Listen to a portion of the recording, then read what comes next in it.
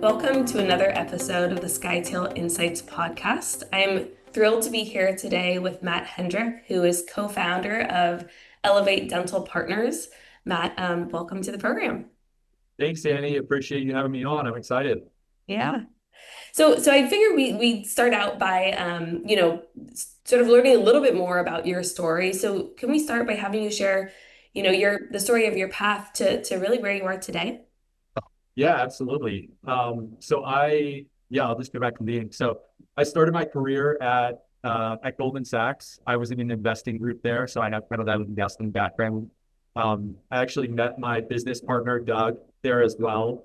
We sat about 6 feet up, 6 feet from each other. We still sit about 6 feet from each other, so can't seem to get away from each other in that regard. But you know, we both kind of have that investing background, and so I think investing's gives you kind of a unique lens on things. It allows you to get kind of a 30,000 foot view of a lot of different industries, businesses, business models within those industries, and I think it gave us just that. So we both spent a lot of time doing healthcare investing and more specifically dental investing. Learned a lot of things about the kind of dental model that really informed what Elevate has become today. And really what we were seeing was historically, this is back in 2015, 2013, 2015. You kind of had two broad groups at the time that were supporting doctors. One was kind of that full buyout model, sort of entrenched, traditional type BSO. They offer a lot of support and resources to their doctors, but typically the type of doctors they're supporting were more looking for support through a transition. So they were towards the end of their career, looking to, potentially retire. And so, I think that gives you a certain, way of working with practices if you know that doctor isn't going to be there for the long term. And so what that typically meant was, very top-down support, very one-size-fits-all. Here's our way of doing things in working with doctor partners. Again, makes sense because they've got a couple years left. Then if you're a mid-career doctor, you're really left with two options. One is sell to a DSO that's really not built to support you. It's really more built as a transition strategy, or partner with a joint venture structure, which I think, at the time, and this still largely holds true, these joint venture groups that are out there, these DPOs, do a good job of, consolidating ownership. There's some benefits to that, shared scale on supply spend, reducing supply spend, reducing lab spend, potentially some negotiation with insurance companies, but they're really not offering that transformational operating support to get from, potentially a single doctor practice or a, single doctor practice plus an associate to really see transformational growth through adding on doctors, scheduling efficiencies, marketing support, all those things that really make the practice thrive. And so that's really the hole we saw in the market was provide very robust support to these doctors, but do it in a way where they can still benefit from the upside for the long term. And so that was really the founding vision of Elevate. I think that's super helpful. If I recall, your co-founder, when you left, I believe Goldman, your co-founder went more towards an operational role. Is that true? Did I remember correctly? That's right. Yeah. So we both started at Goldman. I went to go work for a private equity firm based in Boston, and he actually went to go work for Heartland Dental, as you know. Yeah, heard of that one. Just DSO. And so, we were living in different places. We were seeing kind of the dental industry from different viewpoints, if you will. I was kind of still doing the investing 30,000 foot view. He was very much more getting a ground level perspective. But we had been very good friends first at Goldman and, had stayed in touch closely. We were obviously seeing the dental industry from different perspectives. And so, keeping in touch nights and weekends, and really that was kind of the foundation of what we started. Yeah, it's really nice you were able to actually have experience not only being friends, but like working in advance in some capacity with your co-founder. I have many friends who are actually starting funds right now or starting companies and really thinking about like, do I start it by myself? If not, how do I like founder date?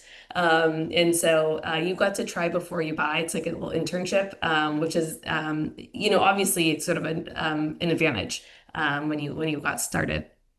Yeah, I can't speak enough to that. One, on just having a partner, at least in my experience, like that's been so helpful And having a partner, it can feel very lonely, especially starting something new and this new venture. And so I think having a partner really just provided, you just got this continuous sounding board. And I really do think, 2 plus 2 is more than four whenever it comes to partners. And Yeah. Yeah. not only that, but having a partner that you feel good about going in because you have that foundation of, it was kind of the best of both worlds for us because it was not only we had worked together, we were also friends. And so we were friends that knew we could work together very well. Yeah. So Yeah. that Yeah. was definitely the recipe for some success. It's also, it's one of my, I've started companies from 0 to 1. Skytale is also really much at a growing phase.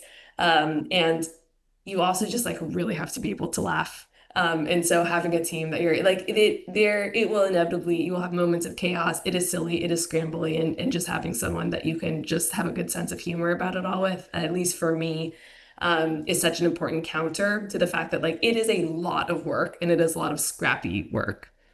Absolutely.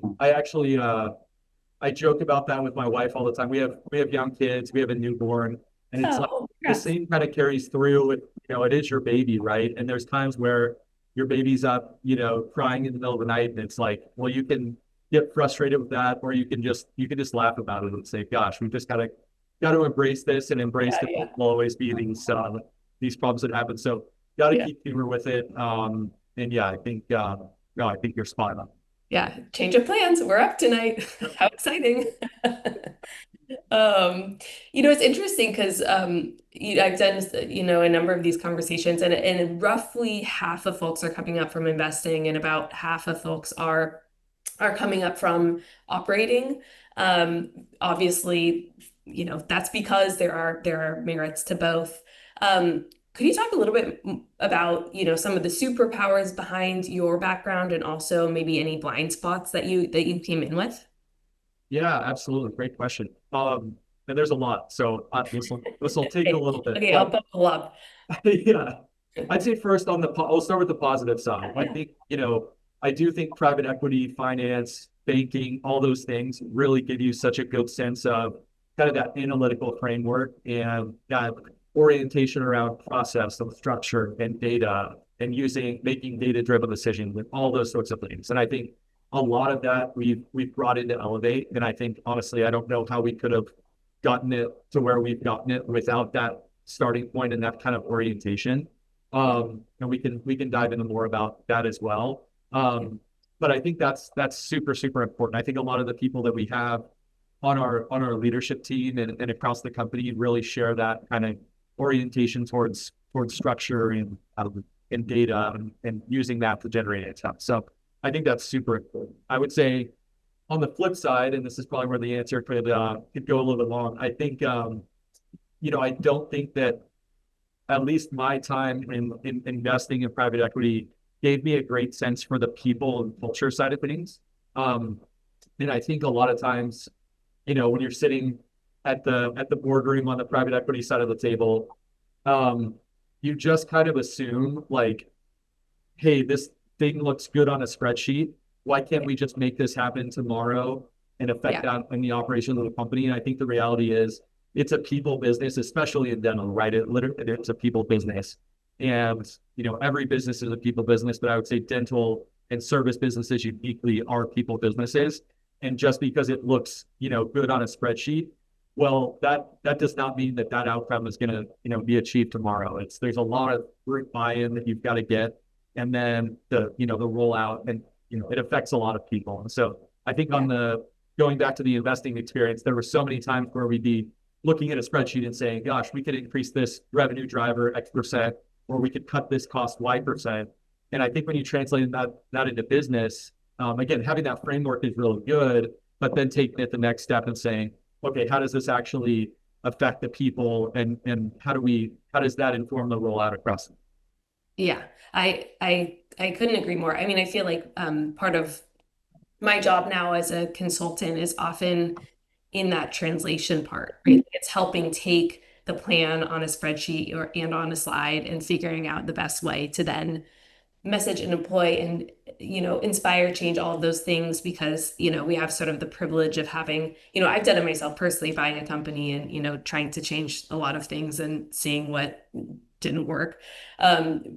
But also, we just now have reps of just watching where people, skin their knees, watching where certain tactics have really worked, and try to, save folks a few gray hairs along the way. But, when you think about sort of more tactically how that learning has changed your approach today, presumably you still have those beautiful spreadsheets. We need data, we need, data driven decisions. But knowing what you know now, like how do you sort of take that and translate it to putting it into action? Yeah, great question. I think a lot of it, I think a lot of it comes down to, um, people first, and Mhm. what are the different motivating factors for the people on the team, Yeah. or the people that you're trying to affect change with. And so I think a really good example of this is our director of operations, Greg. He's fantastic. He's been with us since the very early days. He comes from an operating background, and he does a great job with working with people, understanding, really a lot of the things that look good on spreadsheets. How do we actually make those things happen in reality? And I'll never forget one of our first meetings with him. But it was actually right around the time we just started working together. So he was very fresh. And we Yeah. had a practice that we could not affect change in this practice. There was so much potential that we saw, but we just couldn't get the team on board, and we just couldn't get everyone kind of working together. And so we were sitting down with them, and we were talking about, gosh, we've talked to these teams and these doctors about, if you just did these things, here's the financial upside that we're generating. Yeah. And that's just, it doesn't seem to be working. They're not wanting to get on board with this.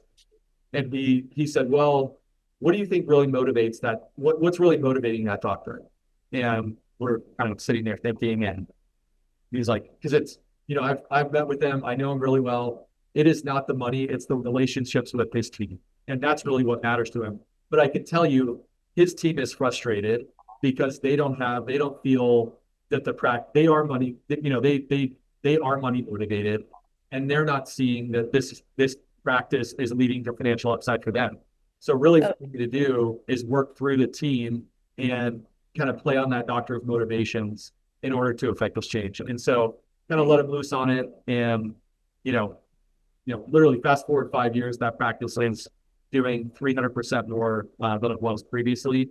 And I yeah. think a lot of it was that. So that's just Yeah. an example of, we thought something was easy on a spreadsheet, how you actually affect that change in reality. I love that. Every now and then we sort of have like a sound bite in these podcasts. I'm like, everyone just write, like write it down somewhere. I always do myself. But not everyone is motivated like you is such, for me has really been a fun sort of foundational learning. Because incentives differ. Even within one practice, every single person, every single role, like there's a what's in it for me, and that can be shockingly opposite. If the model, right, is optimizing return, if you want return, that's of course beautiful and will change behavior. But some people are paid an hourly rate and their life is zero impacted if there is a high return, but you kind of are asking them to do something that makes their life worse, right? Like just sort of thinking about those things, what's in it for me sounds a little bit trite, but humans are humans and there has to be a reason why, because, they're already doing a job. Absolutely. And I think, for us, going back to our vision statement, is we support our dentists to lead the practice that they've always wanted. Hmm. Um, that even in itself has caused us to think a lot about, well, what does that exactly mean? Like, what is the practice that they've always wanted? I mean, is it the most profitable practice? Potentially not. Is it the most, community centric practice? To some doctors, it's that. And so every doctor has a little bit different motivation. And so we really view our job as understanding those motivations and supporting them to achieve those motivations through our support. How do you learn their motivation? Is that like something that you ask them early on in the partnership discussions, or like how does that surface? Yeah, 100%. So I think the biggest thing for us has been really doing a lot of work on literally from the time of pre-letter of intent, all the way through partnership to get really clear on the doctor's goals before we get into them. And so just like we were talking about dating before we got married, with me and Yeah. Doug, I think the same holds true with any partnership. And effectively what we're doing is, we have 35 partnerships and 35 partners. And so the more upfront work you can do to understand, hey, do we have the same expectations for this partnership, the better, because the last thing you want is to go into it and we have, a certain set of expectations and adopt the partners out of the full set. So Right. Right. we do a lot of work up front to really understand those motivations and expectations for Yeah. what they're looking for in us, how we can add value. Certain times they're coming to us and their goals are something that we can't help with. And so, Right. it's a lot better to find that out before you partner than after you get into it. Yeah. Yeah, a lot of upfront work to understand this. I think that's something really important, for maybe providers who are listening to this or friends. Um, every single buyer or partner has a different flavor.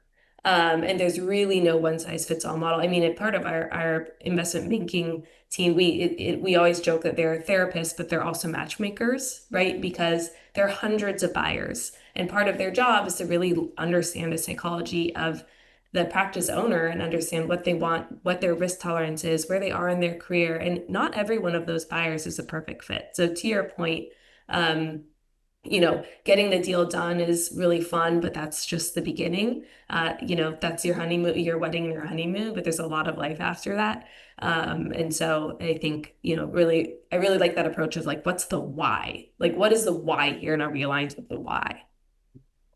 Yeah, I mean, I usually spend a lot of time on partnership calls, whether it's a partner that we kind of found on our own or through a brokerage relationship or something. And really I mean, again, going back to the data orientation, like obviously understanding the data is very important, but understanding the why and why are they doing this, like that's where I like to spend the majority of the time, because if you Yeah. have that alignment, the rest of the file. Yeah.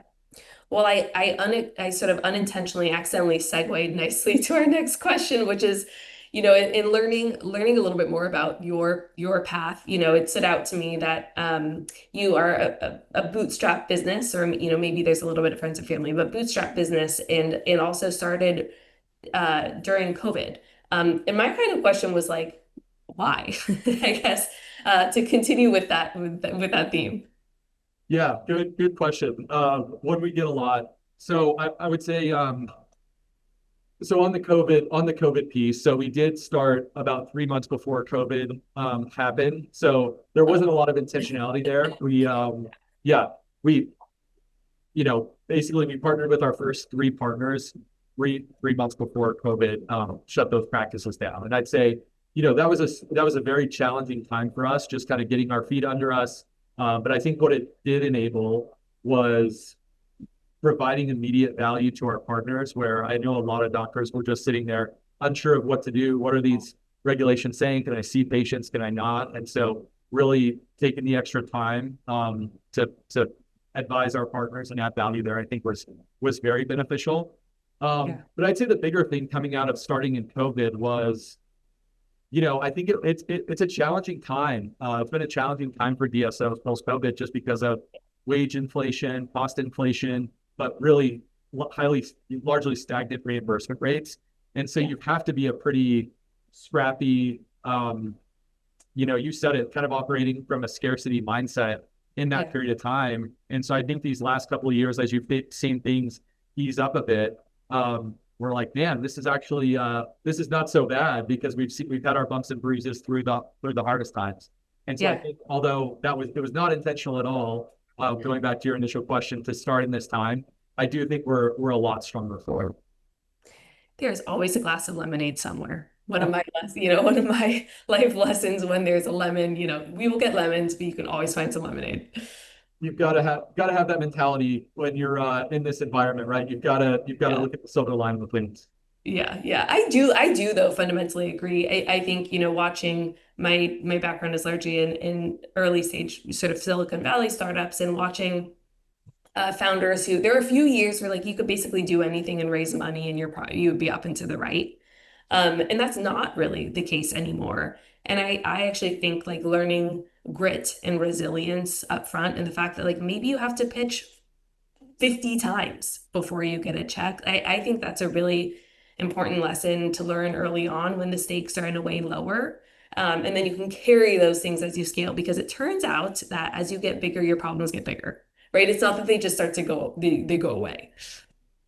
Funny how that happens, despite what you think in every phase. Yeah. It's just like if I just get through this hurdle, it'll all be. Yeah. So that's Yeah. not the case. The one constant is there will be problems, and it's how you deal with those problems. And I know we talked about this a little bit earlier, before this, but having humor around how you deal with problems and making sure that you're always, gosh, there could be days where it sucks. You're in the trenches, nothing's going right, but just being able to have that positive mindset, turn lemons into lemonade, and just have some humor in the situation, I think is so important for founders to have because regardless of the stage you're at, there will be problems.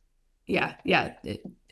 Totally. It's just a matter of which ones. And I think to that point, finding people who you're able to work with who will just like laugh alongside you because that's such a needed balance to the work. It's not easy going from 0 to 1. It's really hard actually going to 0 to 1 and 1 to 5 and 5 to 10. And I think you're obviously far along with I think about 30 or so practices. But no, I love to hear it.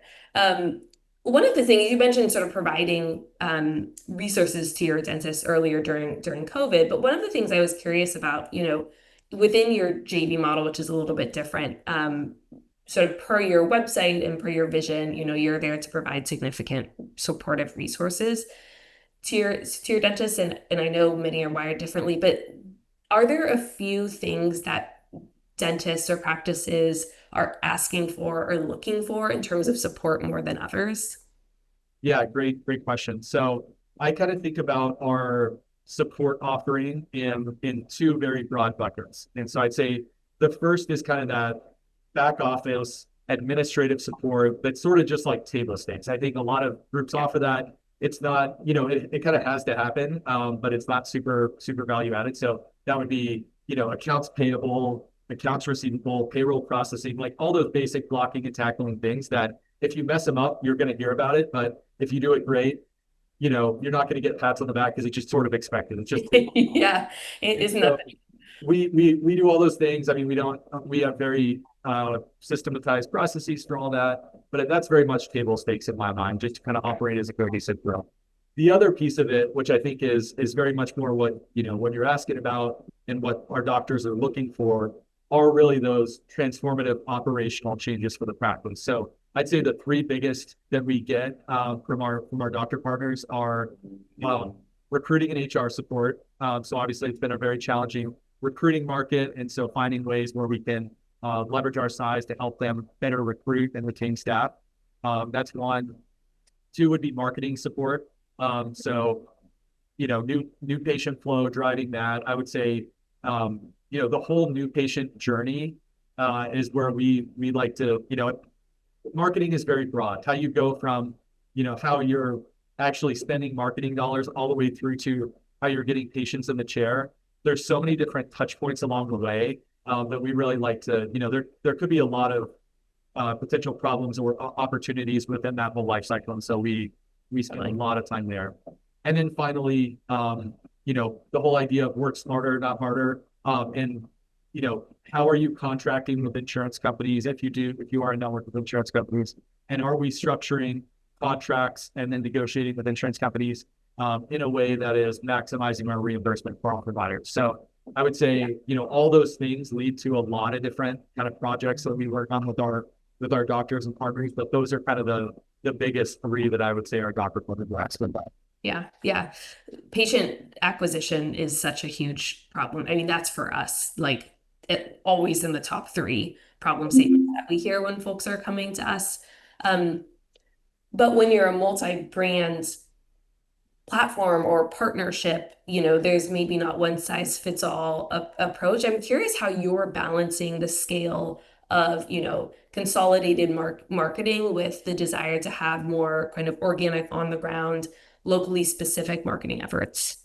Yeah, great question. So yes, we are an independently branded model. We do not rebrand practices. Everyone operates independently so that they can foster that message in the community, and build on whatever they've built over the last, however many years of practicing. And I think that's really important for us and our partners.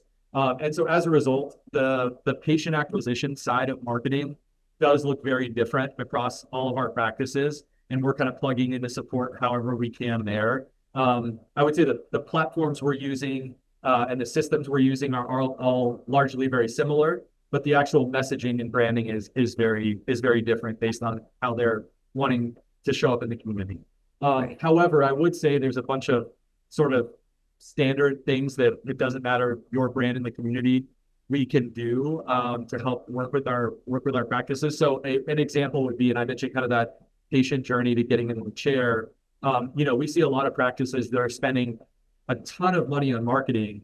But if you were to call in as a new patient and try to get an appointment, you can't be seen for a month. And so, you're getting that patient to call you, but they're not converting to treatment. And so regardless of the type of practicing or your message in the community, that best practice of, new patient blocking, for example, like those are things that apply to almost every practice that we work with, and best practices that have a huge impact on their marketing spend and marketing ROI, without having to dictate anything about the way that they're voicing their message in the community.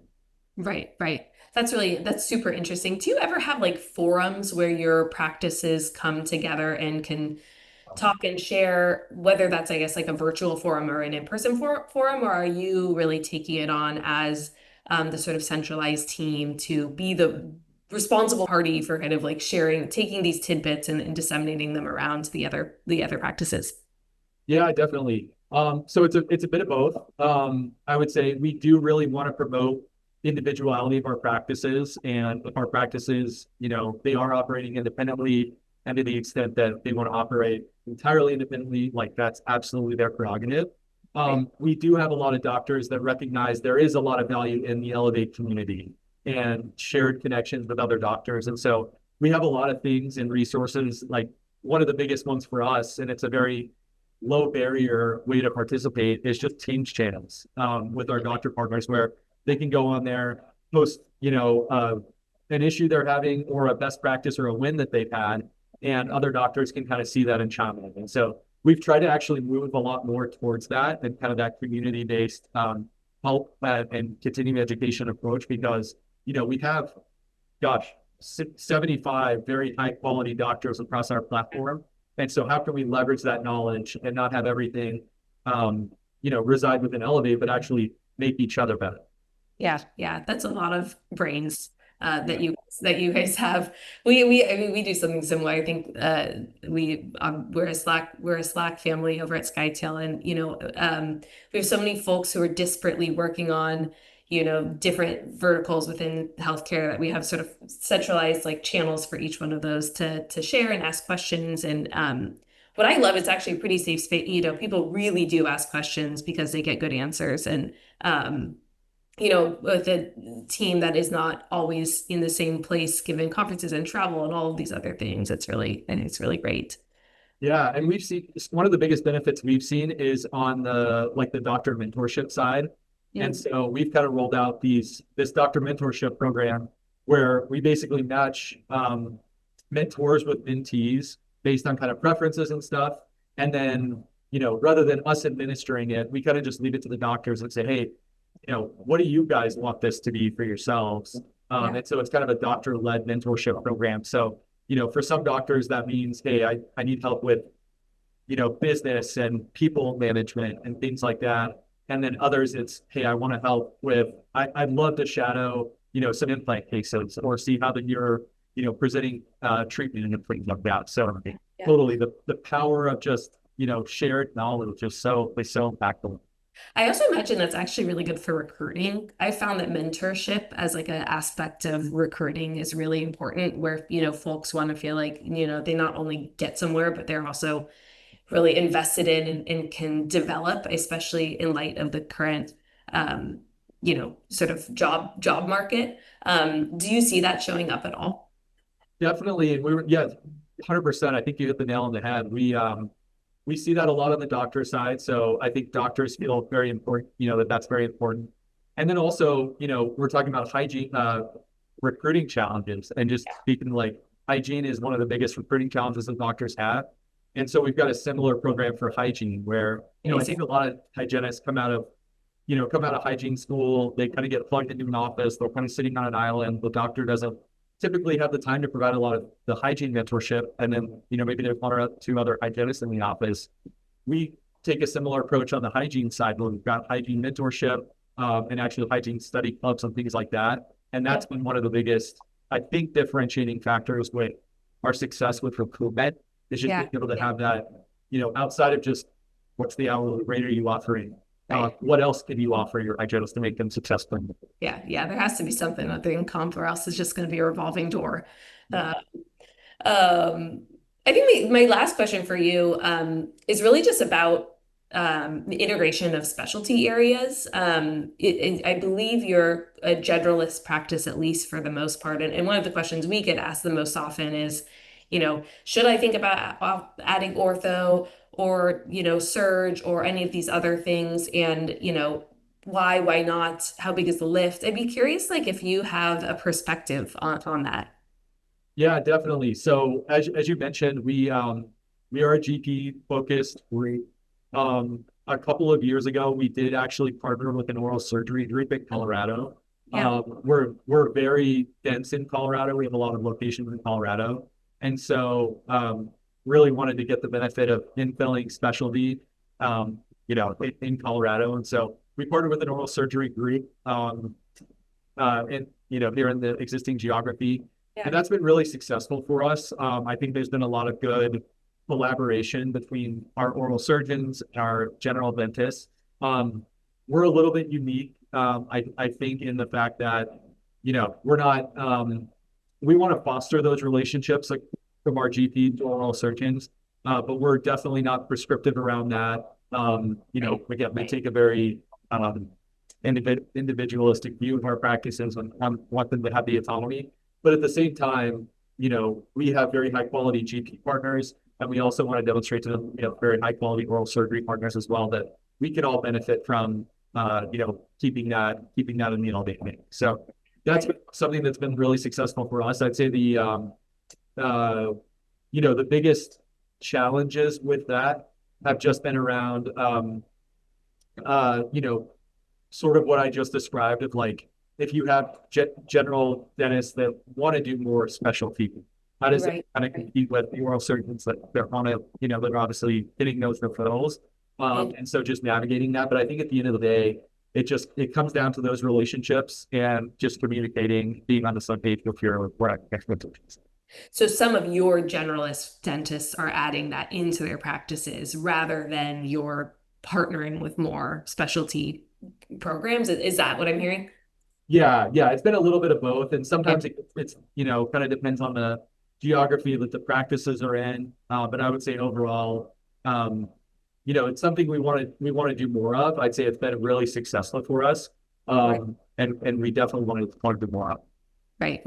The dynamic that you described is something I think a lot about, the sort of like, you would like to think that your GPs and your, in this case, oral surgeons are both exceptional. So they would, of course, refer to each other, but not necessarily mandating it. That's actually, there's sort of I think a misnomer between the consulting and investment banking sides, actually at Skytale, that, we're incubating folks to sell and that, there is a relationship there.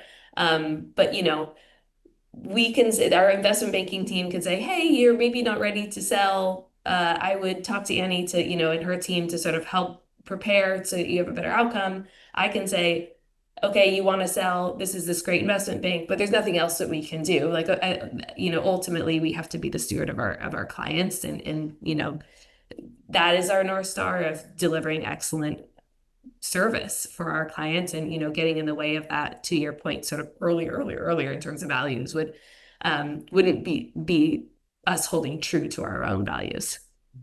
But at the same time, I'm sure you have a lot of conviction in your, consulting counterparts, and they've got a lot of conviction in Oh yeah. Yeah, it. yeah, yeah. Yeah, It's like, totally. They're the best. very high standards. Why wouldn't, this be a great fit? But at the end of the day, that's always the client or the doctor first. Yeah, yeah. 9 times out of 10, it's there because, our hope is that they enjoy talking to the other party and, there's sort of a bright, like a brand halo, I guess, if you will. Um, well, I always love to end these sort of sessions with a little bit of a rapid fire. Same questions to everyone. It's always really interesting to see. There are a few common themes that we can talk about. But um, first question, what is the hardest part of your job? And second part, what is the most fun part of your job? Oh, great. Yeah, great questions. Okay, hardest part of the job. I mean, we talked a little bit about it earlier, but it is a people business, and we specifically have a partnership business. And so we talked about how partnerships are challenging. Any partnership is challenging. Any marriage is challenging, right? It's a partnership. Yeah, Multiplying that by 35 and hopefully growing from there. yeah, That's just hard. And I think it comes down to um, it comes down to shared expectations, like we talked about. It comes down to communication and that underlying foundation of trust. But at the end of the day, it's not a employee-employer relationship. It is where there's like a clear yeah, yeah, structure for that. It is a partnership, and so that can create its challenges. yeah. On the flip side, I would say when that works, and most often it works because of the work we do up front, it is so powerful to see that shared alignment and see that the support that we offer, um, see that manifest in the performance of our practices and the doctor satisfaction. And for Right. me, that's the most satisfying part of my job, is seeing, checking in with doctor partners that love what they're doing now. Look, Yeah. maybe they were kind of burnt out before, but they've got this huge support system now, and that's definitely the most rewarding part of the job. Yeah. I mean, in many ways, what you're sort of describing is like truly making good on your promise to them of I will take your baby and together we will allow it to grow. And that's by, taking stuff they don't want to do off of, you can like drive the kid to like soccer practice, you can do some of the other stuff so that they can like focus on those meaningful moments. But I can imagine that is really rewarding because people are taking a bet on you. And that's like a pretty big deal, especially earlier on in your platform when you were like, 5 practices, 10 practices. That's a big bet. For sure, for sure. One of the things we do is we measure our doctor satisfaction quarterly. We do an NPS score Oh, you do? Oh, nice. quarterly, and we are fanatical on that. Like as soon as those come out, I'm pouring through the stuff. Yeah. We've talked very good about your satisfaction, but to the extent that there's things that are areas for improvement. Like I talk to our doctors, and I liken it to like if you get a bad Google review from a patient, like that hurts. Like if I get a bad review, that hurts because this is what we're built to do is support our doctors. So yeah, that's definitely the most satisfying part of the job. Yeah, yeah. Those anecdotal comments on NPS surveys, that's what that's what I live for. Yeah. Uh, yeah, it's you've done a good job when they're honest, and then you can like, actually get to work. Okay, last question. What are you most proud of when you look back? I mean, for me, it's you just touched on it, but it's making true on the promises that we set out to do. And I think, like you said, our doctors, especially in the early days, they did take a big risk on us to kind of live out this vision of doing something different. And on the one hand, I feel like we have completely stayed true to that vision, which feels very good without having to compromise. And on the other hand, that vision has led to very good outcomes for our doctor partners. And so just looking back and saying, hey, this, you know, half crazy idea that we had, 6 years ago has, really turned into this successful business that's supporting a lot of doctors to achieve their full potential. Um, yeah, I feel a lot of pride around that. As you should. Well, thank you, Matt. It has been a treat to have you here today. Thank you for sharing some of your wisdoms and learnings and fun along the way. Yeah, it was a treat. Thanks for having me. This was a lot of fun. Hopefully we can do it again sometime. Absolutely. All right, take care. Take care. Bye.